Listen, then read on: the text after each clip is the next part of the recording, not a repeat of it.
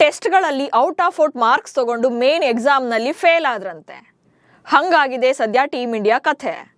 2024ರ T20 ವಿಶ್ವಕಪ್ನಿಂದ ಹಿಡಿದು 2026ರ ವಿಶ್ವಕಪ್ವರೆಗೂ ಕೂಡ ಒಂದೇ ಒಂದು ಸರಣಿಯನ್ನು ಸೋತಿರ್ಲಿಲ್ಲ. ಈಗ ಮೇನ್ ಮ್ಯಾಚಲ್ಲಿ ಪಲ್ಟಿ ಹೊಡೆದಿದ್ದಾರೆ. ಇದರ ಎಫೆಕ್ಟ್ ಈಗ ಸೆಮಿಸ್ ಟಿಕೆಟ್ ಮೇಲೆ ತಟ್ಟಿದೆ. ಈಗ ಗುರುವಾರ ಜಿಂಬಾಬ್ವೆ ವಿರುದ್ಧ ಮಸ್ಟ್ ಅಂಡ್ ಶುಡ್ ಗೆಲ್ಲಲೇಬೇಕಾಗಿದೆ. ಬಿಗ್ ಮಾರ್ಜಿನ್ ವಿಕ್ಟರಿ ಬೇಕು. ಈ ಪಂದ್ಯ ಅಂದುಕೊಂಡಂತೆ ಗೆಲ್ಲಬೇಕು ಅಂದ್ರೆ ಪ್ಲೇಯಿಂಗ್ 11ನಲ್ಲಿ ಒಂದಷ್ಟು ಚೇಂಜಸ್ ಆಗಲೇಬೇಕು. ಮಾಜಿ ಕ್ರಿಕೆಟರ್ಸ್ ಕೂಡ ಒಂದಷ್ಟು ಸಜೆಷನ್ಸ್ ಕೊಟ್ಟಿದ್ದಾರೆ. ಹಾಗಾದ್ರೆ ಯಾರನ್ನ ಡ್ರಾಪ್ ಮಾಡಬೇಕು, ಯಾರನ್ನ ಆಡಿಸಬೇಕು, ಹೇಗಿದೆ ಲೆಕ್ಕಾಚಾರ ಅನ್ನೋದನ್ನ ಈ ವಿಡಿಯೋದಲ್ಲಿ ಹೇಳ್ತೇನೆ. ನಾನು ಶಾಂತ. ನೀವು ಸುದ್ಯಾನದ ಸಬ್ಸ್ಕ್ರೈಬರ್ ಆಗೋದಕ್ಕೆ ಮರಿಬೇಡಿ. ಗೇಮ್ ಅಂದಮೇಲೆ ಸೋಲು ಗೆಲುವು ಕಾಮನ್. ಪ್ರತಿ ಮ್ಯಾಚಲ್ಲೂ ಗೆಲ್ಲಬೇಕು ಅಂತ ಹೇಳೋಕ್ಕಾಗಲ್ಲ. ಆದ್ರೆ ಬೇಡದೆ ಇರೋ ಟೈಮಲ್ಲಿ ಬೇಕಾಬಿಟ್ಟಿಯಾಗಿ ಸೋತ್ರೆ ದೊಡ್ಡ ಬೆಲೆಯನ್ನೇ ತೆರಬೇಕಾಗುತ್ತೆ. ಈಗ ಆಗ್ತಾ ಇರೋದು ಕೂಡ ಅದೇ. ಸೌತ್ ಆಫ್ರಿಕಾ ವಿರುದ್ಧ ಅಟ್ಲೀಸ್ಟ್ ಫೈಟ್ ಕೊಟ್ಟು ಸೋಲ್ಬೇಕಿತ್ತು.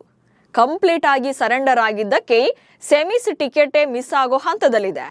ಈಗ ವೆಸ್ಟ್ ಇಂಡೀಸ್ ಪಡೆಯ ರಣಾರ್ಭಟವನ್ನ ನೋಡ್ತಾ ಇದ್ರೆ ಕ್ರೂಷಿಯಲ್ ಸ್ಟೇಜ್ನಲ್ಲಿದ್ದಂತಹ ಭಾರತ ಈಗ ಕ್ರಿಟಿಕಲ್ ಕಂಡೀಷನ್ಗೆ ಜಾರಿದೆ. ಆಲ್ಮೋಸ್ಟ್ ICU ಸ್ಟೇಜ್ನಲ್ಲಿದ್ದು ಕಮ್ ಬ್ಯಾಕ್ ಮಾಡಬೇಕು ಅಂದ್ರೆ ಜಿಂಬಾಬ್ವೆ ವಿರುದ್ಧದ ಪಂದ್ಯವನ್ನ ಶತಾಯಗತಾಯ ಗೆಲ್ಲಬೇಕು. ಬರೀ ಗೆದ್ರೆ ಸಾಕಾಗಲ್ಲ. ಅವರು 20 ಓವರ್ಗಳಿಗೆ ಮ್ಯಾಚ್ ಆಡ್ತೀವಿ ಅನ್ಕೊಂಡ್ರೆ ಇವರು 10 ಓವರ್ಗಳಲ್ಲೇ ಮ್ಯಾಚ್ ಮುಗಿಸ್ತೀವಿ ಅನ್ನೋ ರೀತಿಯಲ್ಲಿ ಪರ್ಫಾರ್ಮ್ ಮಾಡಬೇಕು. ಆಗಷ್ಟೇ ಗೆಲ್ಲೋಕೆ ಸಾಧ್ಯವಾಗೋದು. ಸೊ ಜಿಂಬಾಬ್ವೆ ವಿರುದ್ಧದ ಮ್ಯಾಚ್ ಅಲ್ಲಿ ಭಾರತದ ಗೆಲುವಿನ ಅಂತರ ಹೇಗಿರಬೇಕು ಅನ್ನೋದನ್ನ ಸಣ್ಣ ಎಕ್ಸಾಂಪಲ್ ನಲ್ಲಿ ಮೊದಲು ನೋಡೋಣ. ಫಾರ್ ಎಕ್ಸಾಂಪಲ್, ಭಾರತ ಆ ಮ್ಯಾಚ್ ಅಲ್ಲಿ ಫಸ್ಟ್ ಬ್ಯಾಟಿಂಗ್ ಅನ್ನ ಮಾಡ್ತು ಅಂತ ಇಟ್ಕೊಳ್ಳಿ. ಟಾಸ್ ಸೋತ್ರೋ ಗೆದ್ರೋ ಅದು ಬೇಕಿಲ್ಲ, ಫಸ್ಟ್ ಬ್ಯಾಟಿಂಗ್ಗೆ ಬಂದಿದ್ದಾರೆ.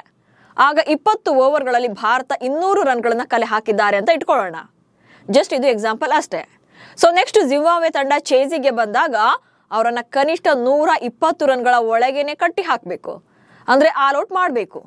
ಸೊ ಅಲ್ಲಿಗೆ 70ರಿಂದ 80 ರನ್ಗಳ ಅಂತರದಲ್ಲಿ ಭಾರತ ಪಂದ್ಯವನ್ನ ಗೆದ್ಕೊಳ್ಬೇಕು. ಇಲ್ಲ, ಅವತ್ತಿನ ಮ್ಯಾಚ್ ಅಲ್ಲಿ ಭಾರತ ಫಸ್ಟ್ ಬೌಲಿಂಗ್ ಅನ್ನ ಮಾಡ್ತಾ ಇದೆ, ಜಿಂಬಾಬ್ವೆ ತಂಡ ಬ್ಯಾಟಿಂಗ್ ಅನ್ನ ಮಾಡಿದೆ ಅಂತ ಇಟ್ಕೊಂಡ್ರೆ ಆಗ ಜಿಂಬಾಬ್ವೆ ತಂಡ 20 ಓವರ್ಗಳಲ್ಲಿ 150 ರನ್ಗಳನ್ನ ಅಥವಾ ಅದಕ್ಕಿಂತ ಆಚೆ ಆಗುತ್ತೆ. ಸೊ ಅಷ್ಟು ರನ್ಗಳನ್ನ ಎಕ್ಸಾಂಪಲ್ ಇಟ್ಕೊಳ್ಳೋಣ. ಸೊ ಅಷ್ಟು ಹೊಡಿಬೋದು ಅವರು ಅಂತ. ಆಗ ಚೇಸಿಂಗ್ ಹೇಳಿದ್ರೆ ಭಾರತ ಆ 150 ರನ್ಗಳ ಟಾರ್ಗೆಟ್ ಏನಿದೆಯಲ್ಲ ಅದನ್ನ 10ರಿಂದ 11 ಓವರ್ಗಳಲ್ಲೇ ಚೇಸ್ ಮಾಡಿ ಗೆಲ್ಲಬೇಕು. ಇನ್ನು 50ರಿಂದ 60 ಬಾಲ್ಗಳು ಇದ್ದಾಗಲೇ ಪಂದ್ಯವನ್ನ ಗೆದ್ಕೊಳ್ಬೇಕು. ಹೀಗೆ ಬಿಗ್ ಮಾರ್ಜಿನ್ ಇದ್ದಾಗ ಭಾರತದ ನೆಟ್ ರನ್ ರೇಟ್ ಸುಧಾರಣೆ ಆಗುತ್ತೆ. ಸೊ ಇಲ್ಲಿ ಗೆಲುವಿನ ಪಾಯಿಂಟ್ಸ್ ಜೊತೆಗೆ ನೆಟ್ ರನ್ ರೇಟ್ ಇಂಪ್ರೂವ್ ಕೂಡ ಆಗಲೇಬೇಕು. ಸೊ ಇಂಥ ಪಂದ್ಯಕ್ಕೆ ಭಾರತದ ಪ್ಲೇಯಿಂಗ್ 11 ಕೂಡ ಅಷ್ಟೇ ಬಲಿಷ್ಠ ಆಗಿರ್ಬೇಕಾಗುತ್ತೆ.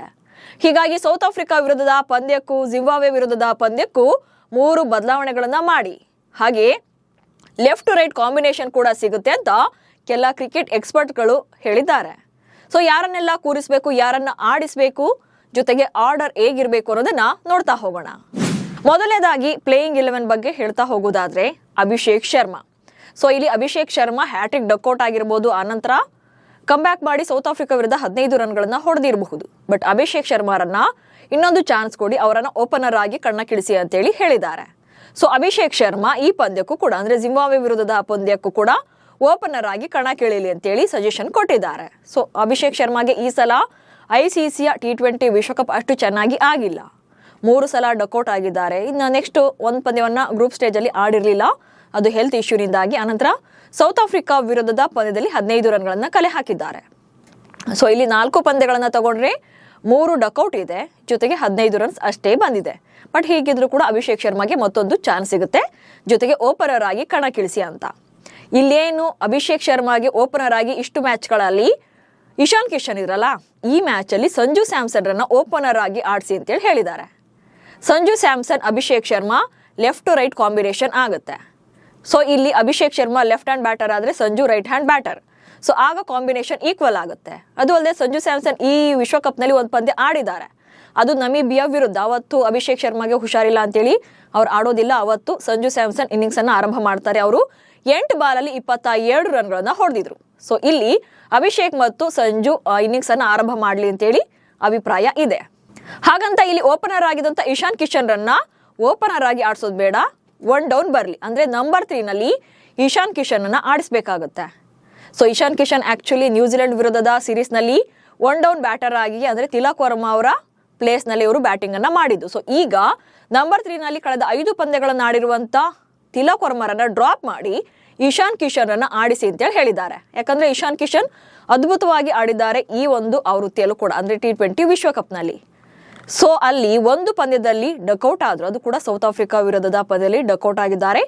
ಬಟ್ 4 ಪಂದ್ಯಗಳಿಂದ ಅಂದ್ರೆ ಗ್ರೂಪ್ ಸ್ಟೇಜ್ನ 4 ಪಂದ್ಯಗಳಿಂದ 176 ರನ್ಗಳನ್ನ ಕಲೆ ಹಾಕಿದ್ದಾರೆ.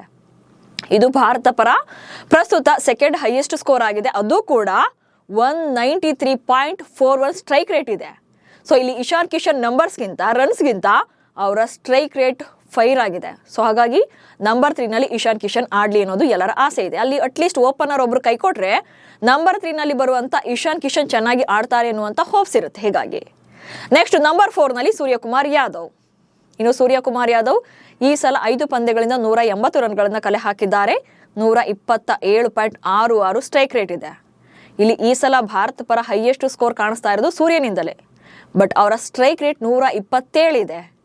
ಸೊ ಇದು ಅಷ್ಟೊಂದು ಎಫೆಕ್ಟಿವ್ ಆಗಿಲ್ಲ. ಅದು ಕೂಡ T20 ಮಾದರಿಯಲ್ಲಿ ಹೊಡಿತಾ ಇದ್ದಾರೆ ಅಂದ್ರೆ 127 ಸ್ಟ್ರೈಕ್ ರೇಟ್ ಯಾವುದು ಕೂಡ ಮ್ಯಾಟ್ ಆಗಲ್ಲ. ಅದಕ್ಕಿಂತ ಜಾಸ್ತಿ ಇರಬೇಕಾಗುತ್ತೆ. 150 ಆವರೇಜ್ ಅಲ್ಲಿ ಇರಬೇಕಾಗುತ್ತೆ, ಅಥವಾ ಅದರಲ್ಲಿ ವೇರಿಯೇಷನ್ ಆಚೆ ಈಚೆ ಆಗಬಹುದು. ಬಟ್ 127 ಅಂದ್ರೆ ಅದು ಬಿಲೋ ಆಗುತ್ತೆ. ಸೊ ಇಲ್ಲಿ ನಂಬರ್ 4 ನಲ್ಲಿ ಸೂರ್ಯ ಬರ್ತಾರೆ.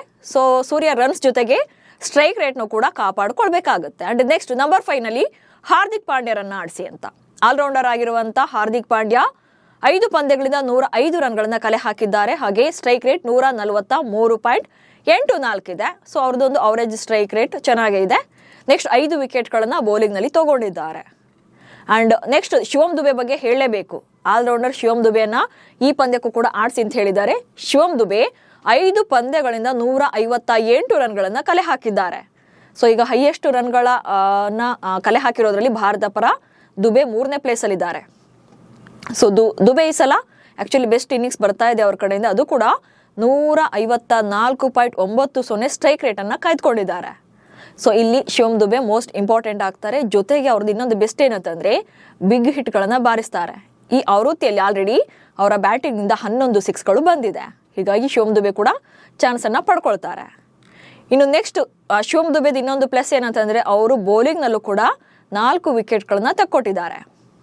ಇನ್ನು ಮತ್ತೊಬ್ಬ ಸ್ಟಾರ್ ಆಲ್ರೌಂಡರ್ ಅಕ್ಷರ್ ಪಟೇಲ್ರನ್ನ ಈ ಪಂದ್ಯದಲ್ಲಿ ಆಡಿಸಿ ಅಂತೇಳಿ ಹೇಳಿದ್ದಾರೆ. ಅಕ್ಷರ್ ಪಟೇಲ್ರನ್ನ ವಾಷಿಂಗ್ಟನ್ ಸುಂದರನ್ನ ಕೂರಿಸಿ ಬೆಂಚ್ ಕಾಯಿಸಿ ಅವರ ಬದಲಿಗೆ ಅಕ್ಷರ್ ಪಟೇಲ್ರನ್ನ ಆಡಿಸಿದ್ರೆ ಬೆಸ್ಟ್ ಅನ್ನೋದು ಕೆಲವರ ವಾದ. ಸೊ ಅಕ್ಷರ್ ಪಟೇಲ್ ಬಂದ್ರೆ ನಿಜಕ್ಕೂ ಕೂಡ ಭಾರತಕ್ಕೆ ಪ್ಲಸ್ ಆಗುತ್ತೆ. ಅವ್ರು ಆಲ್ರೆಡಿ ಈಗ ಗ್ರೂಪ್ ಸ್ಟೇಜ್ ನಲ್ಲಿ ಭಾರತ ಪರ 3 ಪಂದ್ಯಗಳನ್ನ ಆಡಿದ್ದಾರೆ. 3 ಪಂದ್ಯಗಳಿಂದ 14 ರನ್ಸ್ ಬಂತು. ಬ್ಯಾಟಿಂಗ್ ನಲ್ಲಿ ಅಷ್ಟು ಎಫೆಕ್ಟಿವ್ ಇಲ್ಲದೆ ಇರಬಹುದು, ಬಟ್ 3 ಪಂದ್ಯಗಳಲ್ಲಿ 6 ವಿಕೆಟ್ ಅನ್ನ ಪಡೆದಿದ್ದಾರೆ.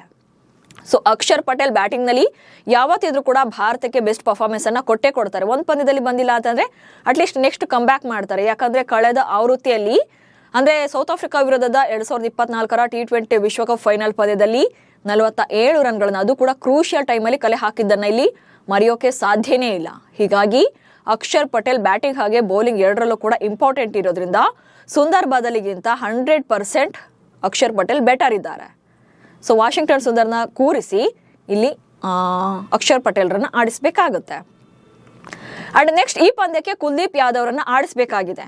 ಕುಲ್ದೀಪ್ ಯಾದವ್ ಯಾರ ಬದಲಿಗೆ ಅಂದ್ರೆ ರಿಂಕು ಸಿಂಗ್ ಬದಲಿಗೆ. ರಿಂಕು ಸಿಂಗ್ ಒಬ್ಬ ಫಿನಿಷರು, ಬ್ಯಾಟರು ಒಪ್ಕೊಳ್ಳೋಣ. ಬಟ್ ಅವ್ರ ಬ್ಯಾಟಿಂದ ಬಿಗ್ ಇನ್ನಿಂಗ್ಸ್ ಆಗಲಿ ಅಥವಾ ಒಂದು ಕ್ಯಾಲ್ಕುಲೇಟಿವ್ ನಂಬರ್ಸ್ ಆಗಲಿ ಈ 5 ಪಂದ್ಯಗಳಲ್ಲೂ ಬಂದಿಲ್ಲ. ಸೊ ಅವ್ರ ಕಡೆಯಿಂದ ರನ್ಸ್ ಬರ್ತಿಲ್ಲ. ಅಟ್ಲೀಸ್ಟ್ ಅವ್ರ ಬದಲಿಗೆ ಕುಲ್ದೀಪ್ ಆಡಿಸಿದ್ರೆ ಕುಲ್ದೀಪ್ ಬೌಲಿಂಗ್ ನಲ್ಲಿ ಆದ್ರೂ ಕೂಡ ಎಫೆಕ್ಟಿವ್ ಆಗಿದ್ದಾರೆ. T20 ಫಾರ್ಮೆಟ್ ನಲ್ಲಿ ಅದ್ಭುತವಾದಂತಹ ಬೌಲಿಂಗ್ ಇದೆ. ಹೀಗಾಗಿ ಕುಲ್ದೀಪ್ ಯಾದವ್ ಒಳ್ಳೆ ಸ್ಪಿನ್ನರ್ ಆಗಿರೋದ್ರಿಂದ ರಿಂಕು ಸಿಂಗ್ ನ ಆಡಿಸಿ ಬ್ಯಾಟಿಂಗ್ ನಲ್ಲಿ ಕೈ ಸುಟ್ಕೊಳ್ಳೋದಕ್ಕಿಂತ ಕುಲ್ದೀಪ್ ಯಾದವ್ನ ಆಡಿಸಿದ್ರೆ ರನ್ಸ್ ಅನ್ನ ಕ್ಯಾಲ್ಕುಲೇಟ್ ಮಾಡ್ಕೊಳ್ಳೋದಕ್ಕಿಂತ ಇಲ್ಲಿ ಕುಲ್ದೀಪ್ ಬೌಲಿಂಗ್ ನಲ್ಲೇ ಒಂದಷ್ಟು ರನ್ಗಳನ್ನ ಕಂಟ್ರೋಲ್ ಮಾಡಿದ್ರೆ ಅದೇ ಎಫೆಕ್ಟಿವ್ ಆಗಿರುತ್ತೆ. ಸೊ ಅಲ್ಲಿ ರಿಂಕು ಏನು ಬ್ಯಾಟಿಂಗ್ ನಿಂದ ನಂಬರ್ಸ್ ತಗೊಳ್ತಾರೋ ಅದನ್ನ ಕುಲ್ದೀಪ್ ಬೌಲಿಂಗ್ ನಲ್ಲಿ ಕಂಟ್ರೋಲ್ ಮಾಡಿದ್ರೆ ಅದೇ ಪ್ಲಸ್ ಆಗುತ್ತೆ. ಜೊತೆಗೆ ವಿಕೆಟ್ ಟೇಕರ್ ಬೌಲರ್ ಕೂಡ ಆಗಿರೋದ್ರಿಂದ ರಿಂಕು ಬದಲಿಗೆ ಕುಲ್ದೀಪ್ ರನ್ನ ಆಡಿಸಿ ಅನ್ನುವಂತ ವಾದ ಇದೆ. ಸೊ ಪಾಕ್ ವಿರುದ್ಧದ ಒಂದು ಪಂದ್ಯವನ್ನ ಕುಲ್ದೀಪ್ ಆಡಿದ್ರು. ಆ ಪಂದ್ಯದಲ್ಲಿ 1 ವಿಕೆಟ್ ಅನ್ನ ಪಡೆದಿದ್ರು. ಇನ್ನು ನೆಕ್ಸ್ಟ್ ಸ್ಪಿನ್ ವಿಭಾಗದಲ್ಲಿ ಮತ್ತೊಬ್ಬ ಆಟಗಾರ ವರುಣ್ ಚಕ್ರವರ್ತಿಯನ್ನ ಈ ಪಂದ್ಯದಲ್ಲೂ ಕೂಡ ಕಂಟಿನ್ಯೂ ಮಾಡ್ತಾರೆ. ವರುಣ್ ಚಕ್ರವರ್ತಿ T20 ನಂಬರ್ 1 ಬೌಲರ್ ಆಗಿದ್ದಾರೆ. ಜೊತೆಗೆ 5 ಪಂದ್ಯಗಳಿಂದ 10 ವಿಕೆಟ್ಗಳನ್ನ ತಗೊಂಡು ಭಾರತ ಪರ ಹೈಯೆಸ್ಟ್ ವಿಕೆಟ್ ಟೇಕರ್ ಆಗಿದ್ದಾರೆ.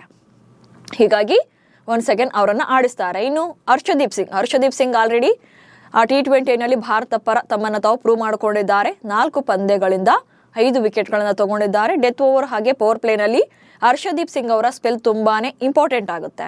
ಇನ್ನು ಜಸ್ಪ್ರೀತ್ ಬುಮ್ರಾ ಬಗ್ಗೆ ಅಂತೂ ಹೇಳೋದೇ ಬೇಡ. ಬುಮ್ರಾ ಇದ್ದಲ್ಲಿ ವಿಕೆಟ್ ಟೇಕಿಂಗ್ ಗಿಂತ ರನ್ಗಳನ್ನು ತುಂಬಾ ಕಂಟ್ರೋಲ್ ಮಾಡ್ತಾರೆ.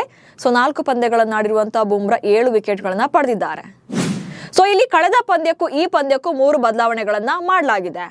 ತಿಲಕ್ ಬದಲಿಗೆ ಸಂಜು ಸ್ಯಾಮ್ಸನ್, ವಾಷಿಂಗ್ಟನ್ ಸುಂದರ್ ಬದಲಿಗೆ ಅಕ್ಷರ್ ಪಟೇಲ್ ಹಾಗೆ ರಿಂಕು ಬದಲಿಗೆ ಕುಲ್ದೀಪ್ ಯಾದವ್ ರನ್ನ ಕಣಕ್ಕಿಳಿಸಬೇಕು ಎನ್ನುವಂತ ಸಜೆಷನ್ ಬಂದಿದೆ. ಆಕ್ಚುಲಿ ತಿಲಕ್ ಬ್ಯಾಟಿಂಗ್ ನಲ್ಲಿ ಡಲ್ ಆಗಿದ್ದಾರೆ. 5 ಪಂದ್ಯಗಳಿಂದ 107 ರನ್ಗಳನ್ನ ಕಲೆ ಹಾಕಿದ್ದಾರೆ. ಅದು ಕೂಡ ಕೇವಲ 118.89 ಸ್ಟ್ರೈಕ್ ರೇಟ್ ನಲ್ಲಿ. 5 ಪಂದ್ಯಗಳಿಂದ ಬಂದಿರೋದೇ ಅವರ ಬ್ಯಾಟಿಂದ 3 ಸಿಕ್ಸ್ಗಳು. ಅದು ಕೂಡ ನಂಬರ್ 3 ನಲ್ಲಿರುವಂತ ಬ್ಯಾಟ್ಸ್ಮನ್ ಅವರು. ಸೊ ನಂಬರ್ 3 ನಲ್ಲಿದ್ದಾಗ 1 ಡೌನ್ ಬ್ಯಾಟರ್ ಆಗಿ ಬಂದಾಗ ಅವ್ರ ಮೇಲೆ ತುಂಬಾನೇ ಜವಾಬ್ದಾರಿ ಇರುತ್ತೆ. ಸೊ ಅವರು ನೆಕ್ಸ್ಟ್ ಇನ್ನಿಂಗ್ ಅನ್ನ ಚೆನ್ನಾಗಿ ಕಂಟಿನ್ಯೂ ಮಾಡಬೇಕಾಗುತ್ತೆ. ಬಟ್ ತಿಲಕ್ ಕಡೆಯಿಂದ ಅಂತ ಯಾವುದೇ ಪರ್ಫಾರ್ಮೆನ್ಸ್ ಬಂದಿಲ್ಲ. ಸೊ ಅವರನ್ನ ಕೈ ಬಿಡೋದು ಬೆಟರ್ ಇದೆ. ಇನ್ನು ರಿಂಕು ಸಿಂಗ್ ಫಿನಿಶರ್ ರೋಲ್ ನಲ್ಲಿ ಇದ್ಕೊಂಡ್ರು ಕೂಡ 5 ಮ್ಯಾಚ್ ಇಂದ 24 ರನ್ಸ್ ಅಷ್ಟೇ ಹೊಡೆದಿರೋದು. 5 ಪಂದ್ಯಗಳಲ್ಲೂ ಅವರಿಗೆ ಬ್ಯಾಟಿಂಗ್ಗೆ ಅವಕಾಶ ಸಿಕ್ಕಿದೆ, ಬಟ್ ಅದನ್ನು ಅವರು ಬಳಸ್ಕೊಂಡಿಲ್ಲ. ಅದು ಕೂಡ ಸ್ಟ್ರೈಕ್ ರೇಟ್ 82.76 ಇದೆ. ಸೊ ಇವರು ಟೆಸ್ಟ್ ಮ್ಯಾಚ್ಗಿಂತ ಕಡೆಯಾಗಿ ಆಡ್ತಿದ್ದಾರೆ ಅನ್ನೋದು ಕೆಲವರ ವಾದ. ಸೊ ರಿಂಕು ಆಡ್ಸೋದ್ಕಿಂತ ಕುಲ್ದೀಪ್ ಆಡಿದ್ರೆ ಅಟ್ಲೀಸ್ಟ್ ಬೌಲಿಂಗ್ ನಲ್ಲಿ ಆದ್ರೂ ಕೂಡ ಯೂಸ್ ಆಗ್ತಾರೆ. ಇನ್ನು ವಾಷಿಂಗ್ಟನ್ ಸುಂದರ್ ಬಗ್ಗೆ ಹೇಳೋದಾದ್ರೆ, ವಾಷಿಂಗ್ಟನ್ ಸುಂದರ್ಗೆ ಕಳೆದ 2 ಪಂದ್ಯಗಳಲ್ಲೂ ಕೂಡ ಅವಕಾಶವನ್ನ ಕೊಟ್ಟಿದ್ದಾರೆ. ಅದು ಕೂಡ ಅಕ್ಷರ್ ಪಟೇಲ್ ರನ್ನ ಕೂರಿಸಿ. ಆದ್ರೆ ಅವರು ಒಂದೇ ಒಂದು ವಿಕೆಟ್ ಅನ್ನ ತಗೊಂಡಿಲ್ಲ. ಸೊ ಈ ಮೂವರು ಆಡದೆ ಇರೋದೇ ಬೆಟರ್ ಅಂತೇಳಿ ಕೆಲವರು ಅಭಿಪ್ರಾಯವನ್ನು ವ್ಯಕ್ತಪಡಿಸಿದ್ದಾರೆ. ಆದ್ರೆ ಇಲ್ಲಿ ಇನ್ನೊಂದು ವಿಚಾರವನ್ನ ಹೇಳಲೇಬೇಕು. ಸೊ ಅಂತಿಮವಾಗಿ ಯಾವುದೇ ಕಾಂಬಿನೇಷನ್ ಕಣಕ್ಕಿಳಿಸಿದ್ರು ಕೂಡ ಅಥವಾ ಯಾವುದೇ ಆಟಗಾರರಿಗೆ ಚಾನ್ಸ್ ಕೊಟ್ಟರು ಕೂಡ ಕೊನೆಗೆ ಹೇಗೆ ಪರ್ಫಾರ್ಮ್ ಮಾಡಿದ್ರು ಅನ್ನೋದು ಕೂಡ ಮುಖ್ಯವಾಗುತ್ತೆ. ಯಾಕಂದ್ರೆ ಭಾರತ ಈಗ ಡೂ ಆರ್ ಡೈ ಸ್ಟೇಜ್ ನಲ್ಲಿದೆ. ಗೆಲ್ಲಬೇಕು, ಗೆಲ್ಲೋದ್ರ ಜೊತೆಗೆ ನೆಟ್ ರನ್ ರೇಟ್ ಅನ್ನ ಕಾಯ್ದುಕೊಳ್ಬೇಕು. ಆಗಷ್ಟೇ ಸೆಮಿಸ್ ಟಿಕೆಟ್ ಅನ್ನ ಪಡೆಯೋಕೆ ಸಾಧ್ಯವಾಗೋದು. ಫೈನಲಿ ನಿಮ್ಮ ಪ್ರಕಾರ ಭಾರತದ ಪ್ಲೇಯಿಂಗ್ 11 ಹೇಗಿರಬೇಕು? ಜಿಂಬಾಬ್ವೆ ವಿರುದ್ಧದ ಪಂದ್ಯದಲ್ಲಿ ಯಾರು ಭಾರತ ಪರ ಗೇಮ್ ಚೇಂಜರ್ ಆಗ್ತಾರೆ ಅನ್ನೋದನ್ನ ಕಮೆಂಟ್ಸ್ ಮೂಲಕ ತಿಳಿಸಿ. ಹಾಗೆ ಸುದ್ದಿಯನ್ನ ಫಾಲೋ ಮಾಡಿ. ನಮಸ್ಕಾರ.